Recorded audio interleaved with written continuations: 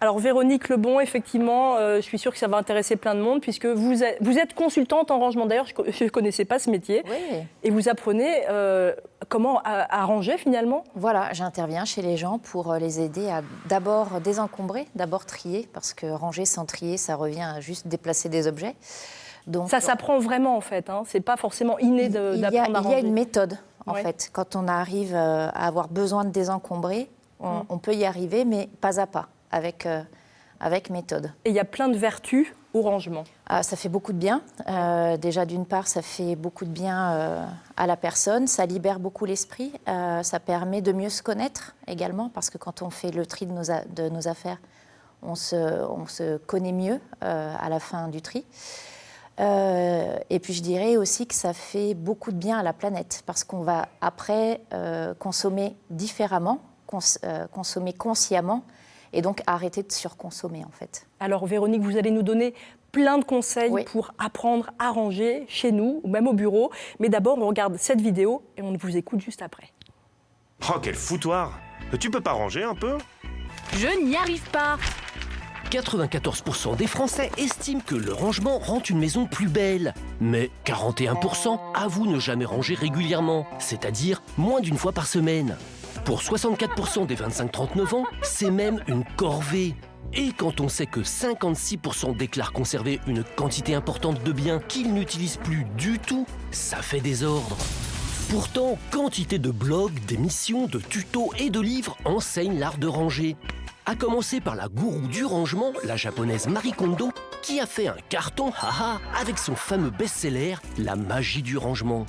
Pour elle, ranger est la condition du bonheur. Faire le tri dans ses affaires, c'est mettre de l'ordre et de la clarté dans sa vie. La règle d'or, ne gardez que ce qui vous procure de la joie au moment présent.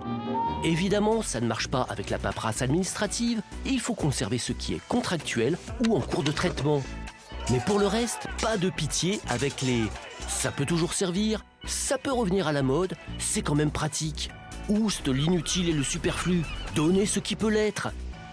Et l'avantage avec le rangement, c'est que l'effet est immédiatement visible. Et on se sent mieux.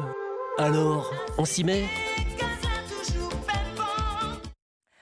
On s'y met, mais c'est pas toujours facile de vraiment se booster pour ranger, puis régulièrement. Parce que moi, parfois, effectivement, je me dis, allez, aujourd'hui je range, et puis une semaine après, je ne range plus. Oui, en fait, c'est vraiment un travail de fond et un travail profond, le rangement. Ouais. C'est-à-dire que juste ranger pour ranger, ça ne sert à rien. Le bazar va revenir aussi vite que vous avez rangé, voire plus vite même.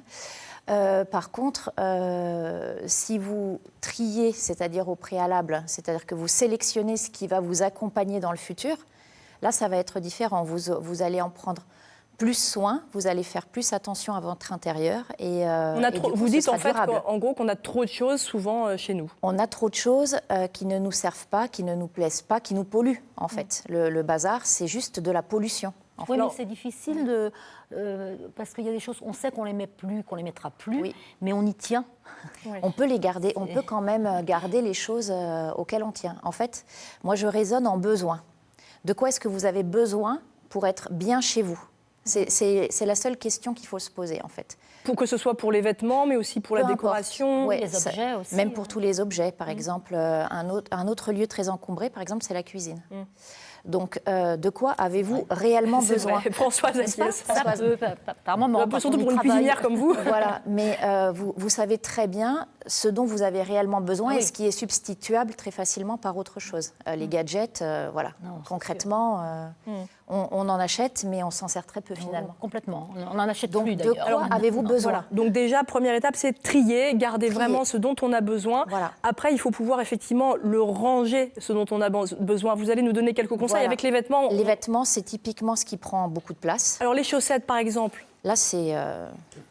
Ça, c'est ce qu'il faut pas faire. Une belle boîte à chaussures remplie de chaussettes. Je sais, ouais. C'est exactement... ce qu'il ne faut pas faire. Ouais, il faut éviter de faire ça déjà d'une part parce que ça abîme le Alors montrez bien la boîte, relevez un tout petit peu la boîte, qu'on voit bien comment elle est. Alors par ici très bien, voilà. Voilà. Donc effectivement, là, il y a plein de chaussettes qui sont pliées, mais comme moi, je les plie, donc voilà, un peu en boule. Alors là, c'est en boule, voilà, c'est pas plié. Par contre, je vais vous montrer comment bien faire plier pour une paire de chaussettes. Voilà. C'est très simple. C'est encore plus simple que de les mettre en boule. On les plie sur elles-mêmes de façon à faire une sorte de petit portefeuille, en fait. Voilà, un petit porte-monnaie, voilà. Oui, c'est pas bien compliqué. Et puis ça va tenir debout dans la boîte. Elles vont être calées les unes à côté des autres, les chaussettes comme celle-ci, par exemple. Voilà, elles vont tenir les unes à côté des autres. Donc c'est un rangement vertical, en fait, hein, c'est ça? Voilà, c'est ce qu'on appelle le rangement vertical, donc qui a été démocratisé par Marie Kondo. Marie Kondo, qui est, donc, effectivement, on l'a vu dans la vidéo. La papesse du rangement, auprès de qui je me suis formée, parce que j'ai été consultante certifiée Code-Marie pendant 2 ans. Et puis depuis, je travaille avec ma propre méthode. Mais cette technique de pliage vertical, c'est elle qui en a beaucoup parlé en fait au départ. Donc ça marche existait avant, mais c'est elle qui en a beaucoup parlé. Le pliage vertical, ça marche pour les chaussettes, donc ça va prendre moins de place effectivement dans la boîte à chaussures, par exemple. Oui, ça va prendre moins de place. On va toutes les voir. Donc là, ces chaussettes-là qui sont très visuelles, qui sont très jolies, voilà, on n'aura plus qu'à choisir celles qu'on voudra parce qu'on les verra toutes. C'est les chaussettes d'Éric en régie. Voilà. Tu as des jolies chaussettes, Éric. J'adore. Ça va être très beau une fois que ce sera fini, ça va être très joli. Et ça marche aussi pour... on ne va pas plier toutes les chaussettes parce qu'il y en a beaucoup des chaussettes. Je vais vous faire une rangée, voilà. Et c'est juste pour vous montrer en fait que le fait de les disposer comme ça, voilà. Bah, l'intérêt, c'est vrai, on les voit bien. On les identifie. Oui. Voilà, on les voit toutes, c'est très joli. C'est joli, effectivement. Voilà. Et du coup, ce sera un plaisir d'ouvrir le tiroir et de choisir la paire de chaussettes. On peut faire un petit exemple avec les collants, les ça marche. Alors, je voudrais qu'on voit comment plier correctement un t-shirt et un pantalon, par exemple. Alors, un t-shirt, beau t-shirt.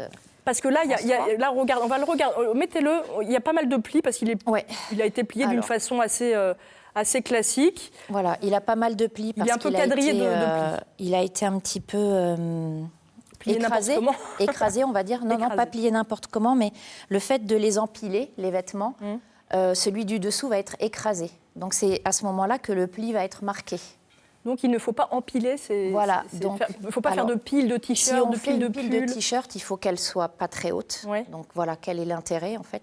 Alors moi, ce que je préconise, c'est les t-shirts à la verticale, comme je vais vous le montrer, dans un tiroir de préférence. Si vous n'avez pas de tiroir sur une étagère, mais dans une boîte, comme cette jolie boîte à chaussures. Donc vous recyclez une boîte à chaussures, c'est super. Et ensuite, le t-shirt, vous le pliez comme un t-shirt normal au départ. Vous voyez. Alors vous essayez de ne pas faire de faux plis à l'intérieur. C'est pour ça que c'est important de bien lisser avec les mains, en fait.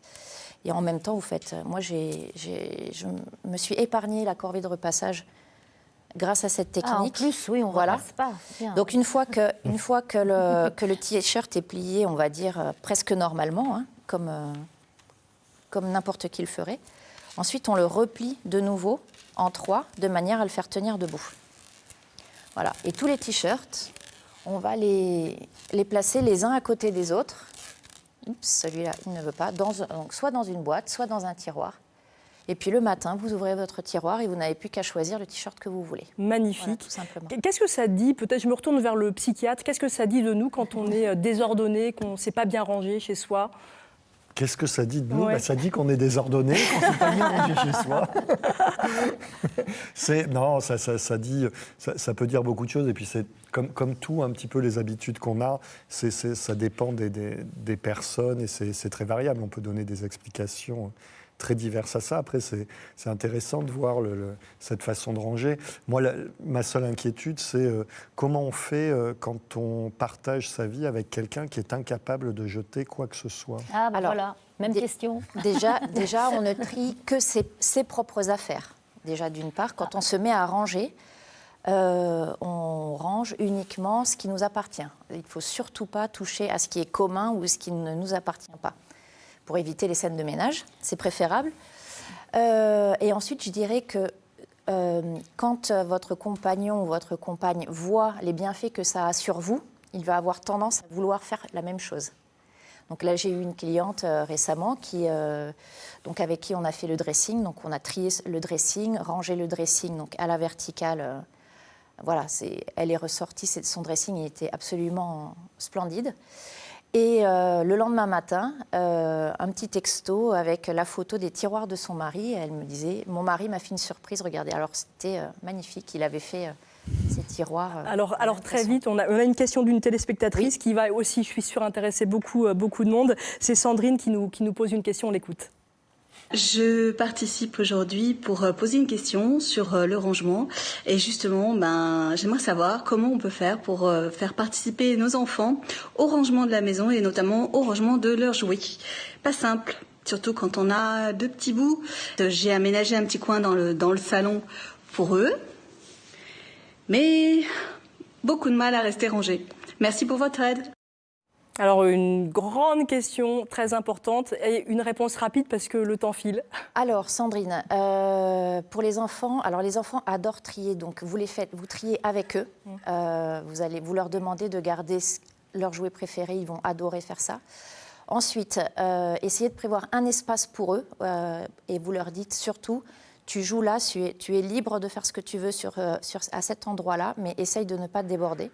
Ça va vous faciliter la tâche ensuite derrière, une fois qu'ils seront couchés pour tout remettre en place.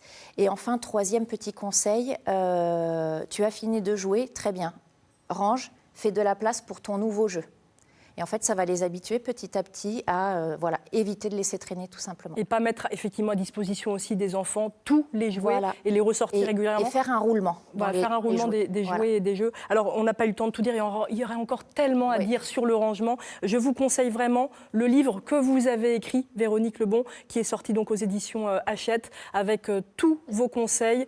Ça intéresse les grands, les plus petits. Bref, voilà. Vous intervenez aussi, je le dis d'ailleurs, comme consultante pour le rangement chez les particuliers, mais aussi en entreprise. Donc n'hésitez pas. Alors vous pouvez laisser vos témoignages, nous contacter, nous poser des questions au 0805 383 383 et sur notre page Facebook. N'hésitez surtout pas.